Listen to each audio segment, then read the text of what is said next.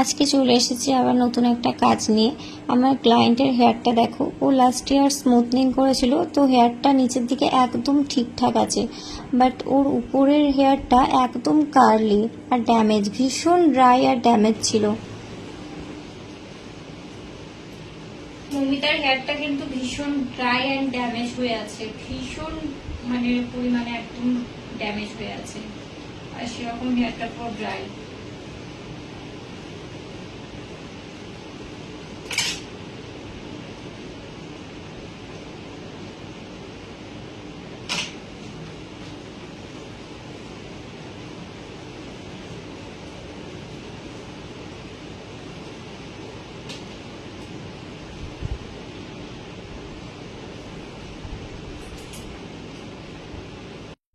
ভিডিওটা কতটা ক্লিয়ার আসছে আমি বুঝতে পারছি না, বাট ওর হেয়ারটা দেখেছো কতটা ড্রাই আর ড্যামেজ হয়ে আছে, দেখো দেখলেই বুঝতে পারবে। আর প্রচুর পরিমাণে কার্লি হেয়ার ওর। কিন্তু বিশ্বাস করো, আমার কিন্তু এই হেয়ারে কাজ করতে ভীষণ ভালো লাগে। নিজের কাছে একটা চ্যালেঞ্জিং ব্যাপার হয়ে দাঁড়ায় যে কতটা আমি চেঞ্জ করতে পারছি।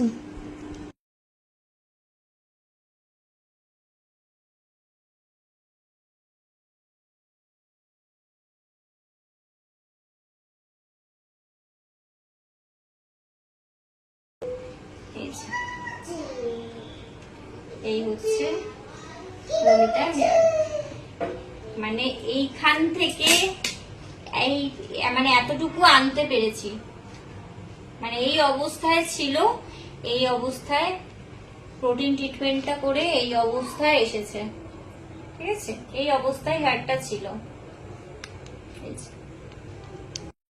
তোমরা কিন্তু দেখে অবশ্যই জানিও আমার কাজ কেমন হয়েছে। যদি তোমরা এরকম হেয়ার করতে চাও, স্ক্রিনে দেওয়া নাম্বারে কন্ট্যাক্ট করো।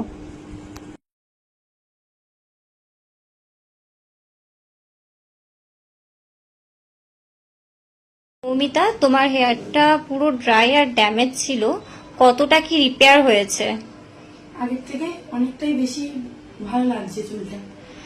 আর মৌমিতার হেয়ারটা দেখিয়ে দিই, দেখো, দেখলে বুঝতে পারবে কতটা রিপেয়ার হয়েছে। মৌমিতা ঘুরে যাও তো।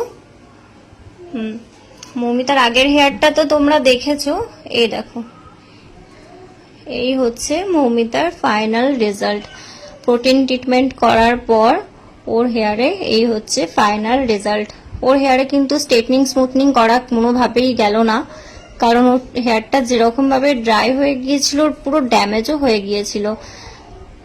তো ওর হেয়ারে স্ট্রেটনিং স্মুথনিং করা গেল না, তার জন্য আমি ওকে একটা প্রোটিন ট্রিটমেন্ট করে দিলাম। তো এই হচ্ছে ওর ফাইনাল রেজাল্ট।